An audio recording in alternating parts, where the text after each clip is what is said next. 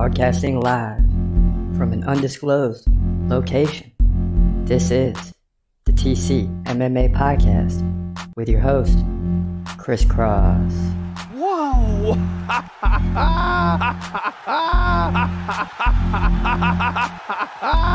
Dana White privilege. Let's go, baby! Let's go! Let's go! Let's go! Let's go, baby! Dana White privilege. Privilege. Privilege. What up, what up? This your boy Chris Cross checking in. This is the TCMMA podcast. And we got another big week for you because Thug Rose Namajunas is fighting Amanda Ribas. And this is a high-level fight because Thug Rose is moving up the flyweight division, and it's always tough for fighters to move up. But you got to do something, right? If you want to keep competing for titles. People still aren't happy with her performance against Carla Esparza, even though that was like a year ago.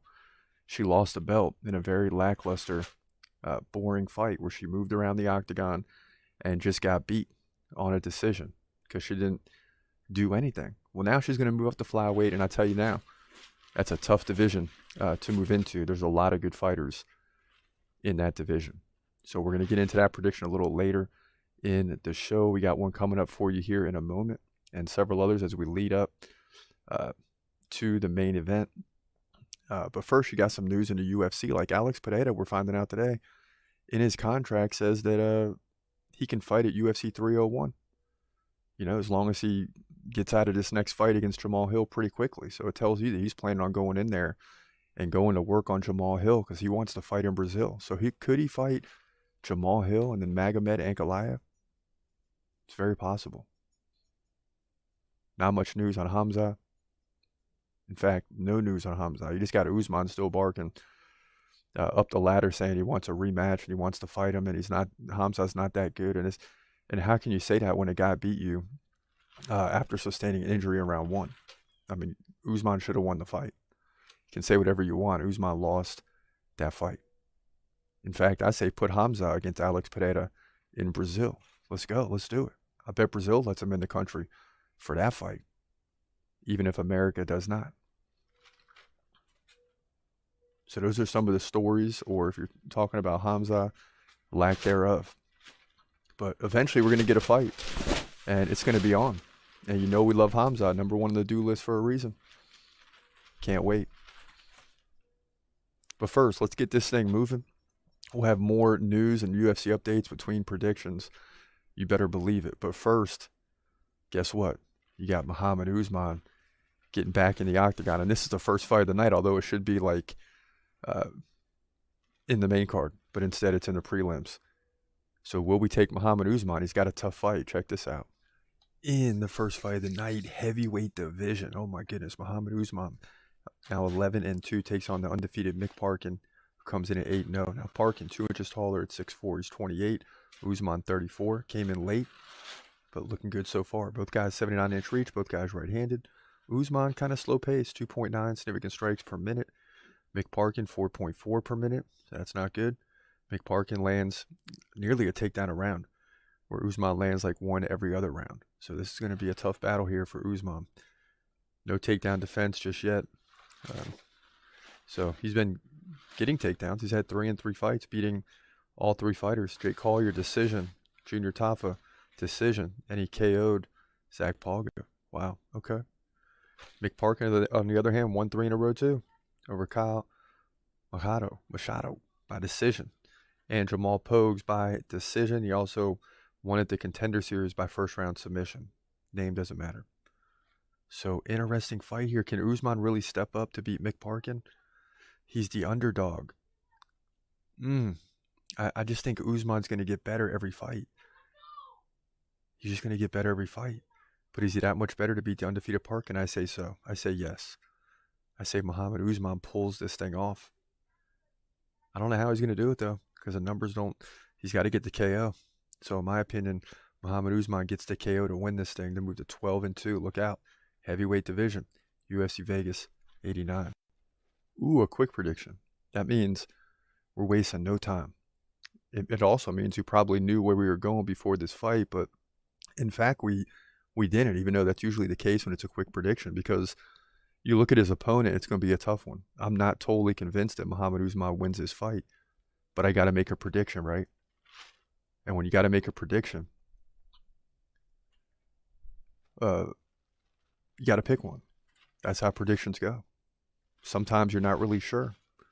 I mean, the fact is, Mick Parkin is not a bad fighter, and he stacks up well against Muhammad Usman. And now that fight's been moved to the second fight of the night. You got Igor da Silva versus Andre Lima in the first fight of the night. And things change throughout the week, especially on fight nights when they're adding fights. You got 13 or 14 fights again this week. That's just kind of how the trend goes. And this is going to be a late card. Main card doesn't even start till 10. Undercard starts at about 6:30 or 7, and that's because you got the NCAA tournament going on.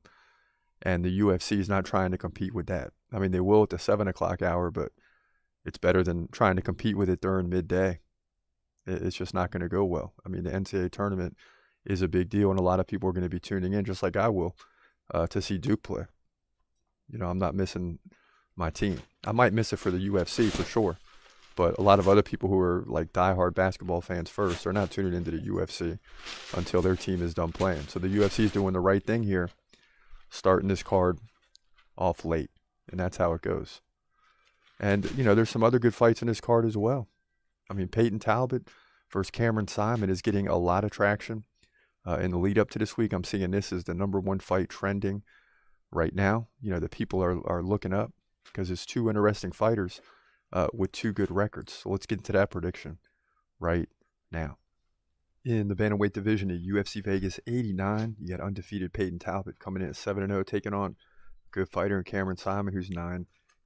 Now Talbot 2 inches taller at 5'10". He's 25. Simon 23. Talbot 4-inch reach advantage. He's a switch stance fighter. Simon stands left-handed. Now, in terms of activity, both guys very active. Talbot 6.7 significant strikes per minute. Simon 5.3. Simon can land like one takedown every 3 rounds, but Talbot's got excellent takedown defense, 88%. Right? That means he's stopping to like 7 out of 8 or 8 out of 9 takedowns. That's pretty good. That's going to be important here because if you can defend the takedowns and keep it standing, he's got a slight advantage. Remember, he's undefeated. He beat Reyes Cortez Jr. at the Contender Series in dominant fashion, but he did give up a takedown. Then beat him by decision. Then came into the UFC, beat Nick Aguirre by rear submission, 28-5 in significant strikes, but gave up 2 takedowns. But even giving up the takedown, he switched it to get the submission, so that's important.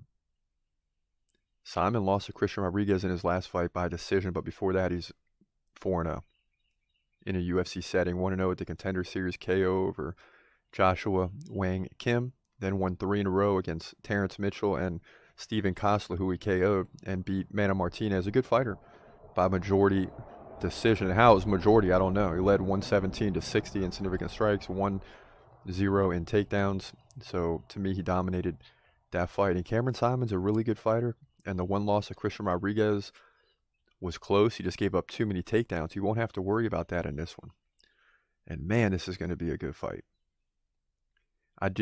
As much as I like Simon and think he can win this fight, Talbot's takedown defense is really good, and he's a pure striker, very active. So I think Talbot's going to sneak this one out, even though he's a slight underdog. He's going to win this thing by decision. Got to limit the takedowns, though. And he's going to be really tested. But he's proven it so far, but Simon's a different level.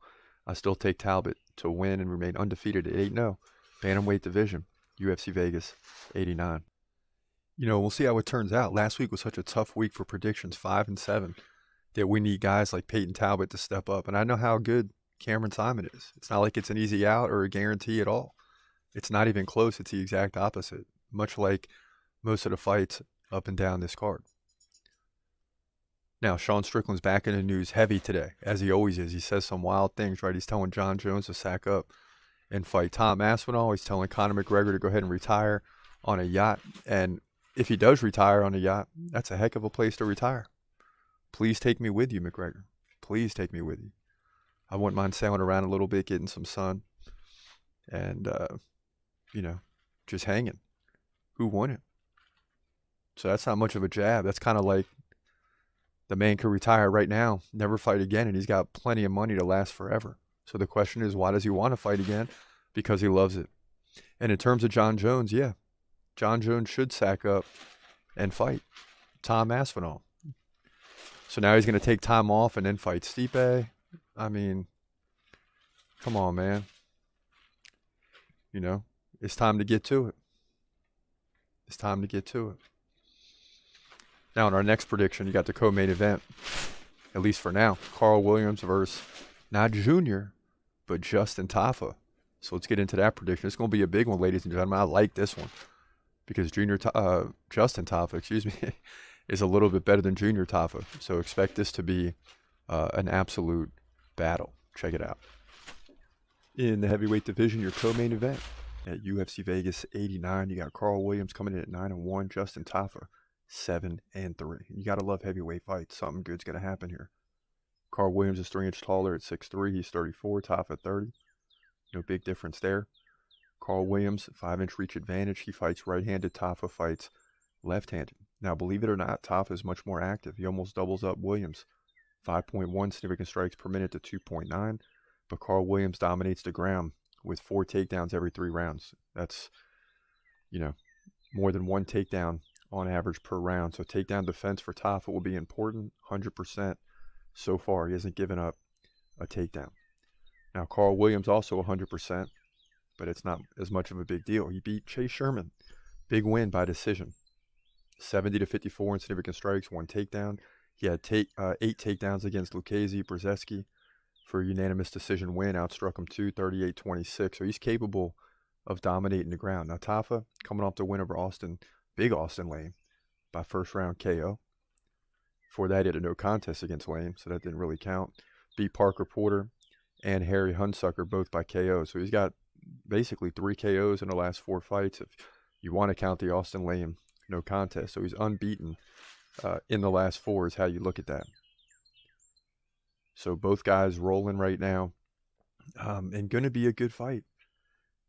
I don't see any odds on this one yet, but I'll take Carl Williams in this one. Because I think even though Tafa's defended the takedowns, Carl Williams is really going to test him. That's why this fight is set up. Great setup by the matchmakers. Tafa striking versus Carl Williams' takedown ability, and I think the takedown ability wins out here. Even though Tafa hasn't given up one yet, I still think Carl Williams gets 2 or 3 to move to 10-1 in this one and get the unanimous decision victory. Heavyweight division, UFC Vegas 80. Yeah, so we're banking on the takedown game, and it's not like it's crazy good for Carl Williams, but it's going to have to be in this fight if he's going to win. And that's a decision we have to weigh when making a prediction. Is, will Justin Tafa be able to stop all the takedowns from Carl Williams? And Carl Williams is a big boy, so I'm saying no. I'm saying Carl Williams gets the job done with the ground and pound after he realizes in round 1, because heavyweights always think, okay, I can stand up and strike with this guy. I'm going to KO him. And when he realizes that's probably not going to happen here, he's going to go to the ground game in rounds 2 and 3 and will dominate the rest of the fight. Might even get a finish on the ground and pound. So that's the way I'm leaning with that one. Of course, there's a bunch of good fights on this card, but none other is better than the main event. It's just a fact. Amanda Ribas versus Rose Namajunas in the women's flyweight division. Who isn't interested to see Thug Rose, right? When you're a thug like Thug Rose, you ain't got no problem going up to flyweight division. So it's time. It's time to get into the main event for this week. Let's do it. Amanda Ribas versus Thug Rose in the women's flyweight division at UFC Vegas 89. You got Amanda Ribas coming in at 12-4, taking on a 12-6. Moving up to flyweight, Rose Namajunas, former women's strawweight champion. Now, Namajunas is actually 2 inches taller at 5'5". She's also a heavy favorite in this one. We'll get into that in a moment. Both in their prime. Namajunas 31, Ribas 30.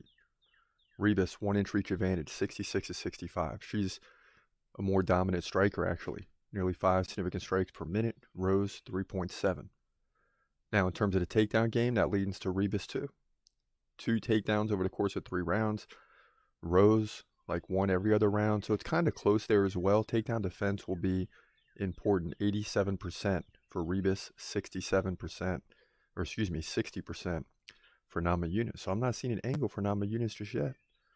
Now, Ribas, coming off the win over Pinedo by KO, lost to Macy Barber, who's really come on the scene lately, by second round KO and beat Vivian Araujo by unanimous decision. Now, Thug Rose lost to Manon Fiorot, decision. Lost to Carlos Esparza, split decision to lose the belt. Defended the belt against Zhang Weili twice. Or actually won the belt from Zhang Weili and then defended it the second time. She KO'd her the first time and then won by split decision the second. So it's tough coming up divisions, which is why it's odd that Rose is nearly a 2-1 favorite in this one, because I like Amanda Ribas better in all the numbers. Now, whenever a fighter is coming up, for Ribas, Rose is going to be very quick.